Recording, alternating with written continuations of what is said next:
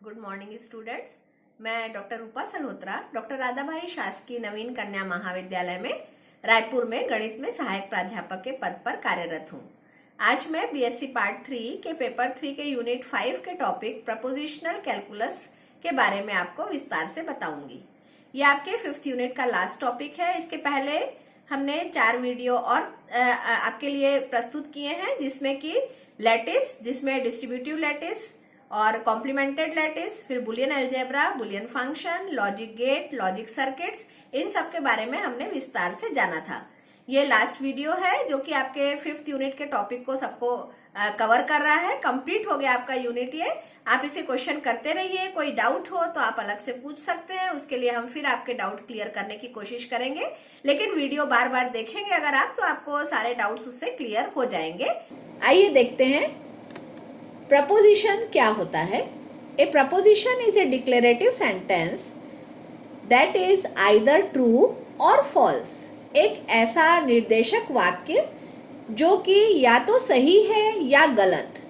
इसका मतलब हुआ कि उस सेंटेंस को या उस स्टेटमेंट को देखकर हमें पता चले कि वो सही है या वो गलत है। गलत भी हो सकता है, सही भी हो सकता है।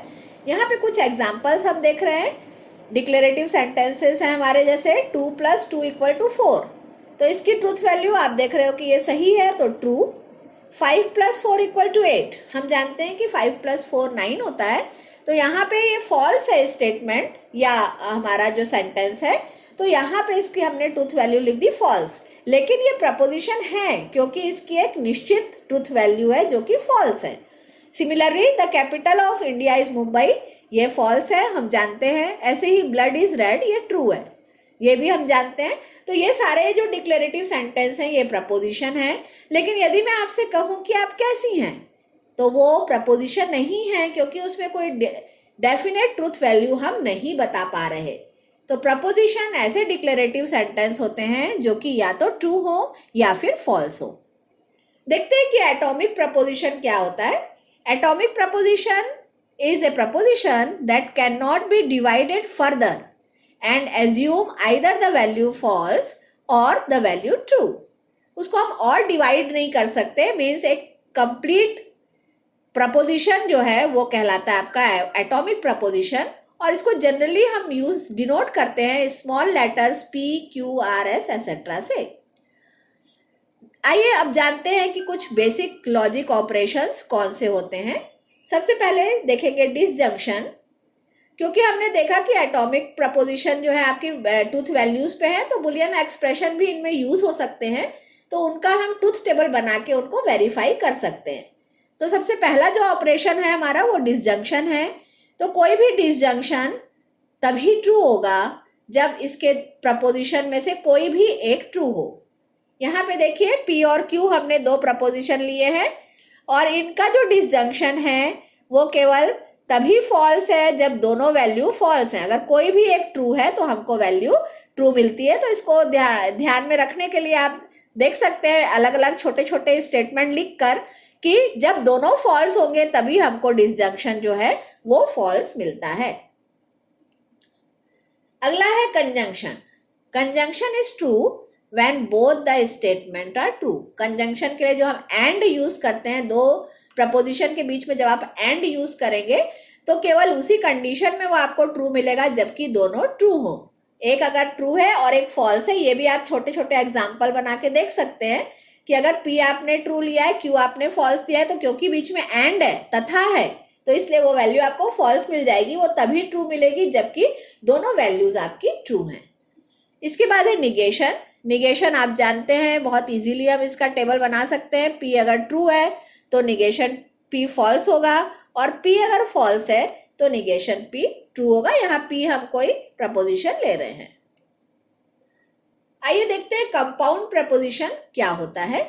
A proposition obtained from the combination of one or more atomic proposition is known as compound proposition।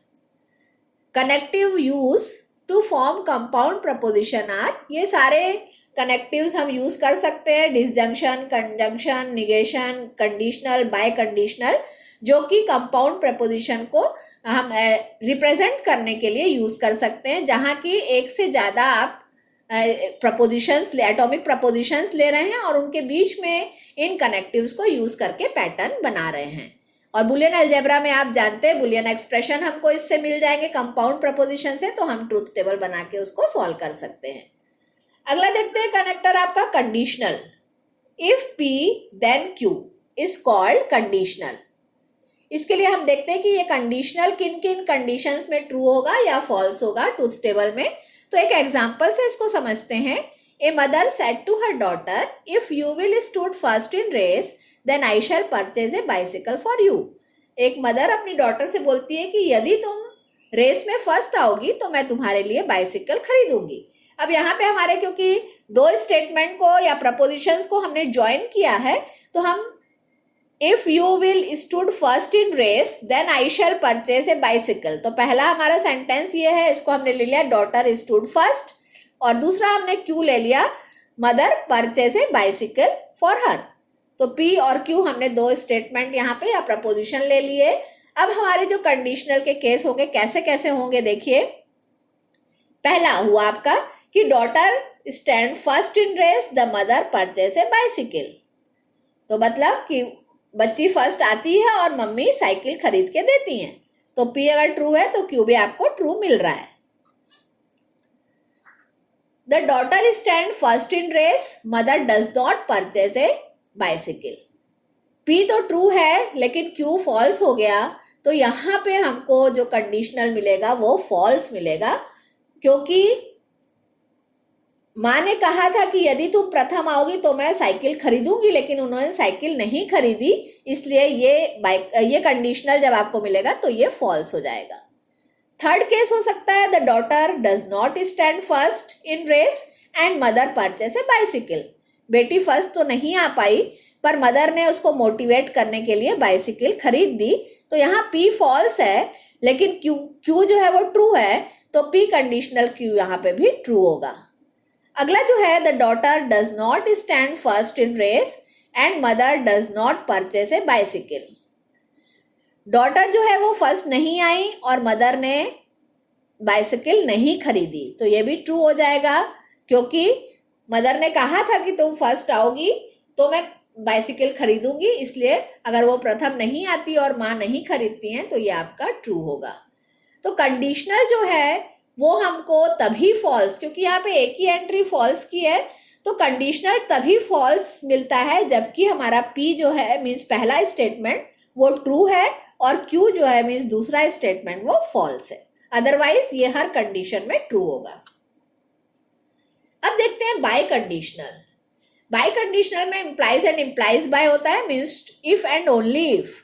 तो पीछे अभी हमने एग्जाम्पल देखा, उसी में आप देखें कि माँ बेटी से बोलती है कि यदि और केवल यदि तुम एग्जाम में प्रथम आओगी तभी मैं तुम्हारे लिए बाइसिकल खरीदूंगी। तो वहां पे हम देखेंगे कि बेटी प्रथम नहीं आती, माँ बाइसिकल नहीं खरीदती, ये भी ट्रू होगा। और अगर बेटी प्रथम आती है, माँ साइकिल खरीदती है, ये भी ट्रू होगा। लेकिन बेटी प्रथम नहीं आती है और माँ साइकिल नहीं खरीदती, फॉल्स हो जाएगा। बेटी प्रथम नहीं आती और माँ साइकिल खरीदती, ये भी फॉल्स हो जाएगा, क्योंकि उन्होंने कहा था कि यदि और केवल यदि तुम प्रथम आओगी, तो वो भी यहाँ पे फॉल्स हो जाएगा। मीन्स बाय कंडीशनल हमको तभी ट्रू मिलता है जब दोनों स्टेटमेंट की ट्रूथ वैल्यू सेम हो, मीन्स या तो वो ट्रू हो दोनों या तो वो फॉल्स हो दोनों। अगला देखते हैं जॉइंट डिनायल।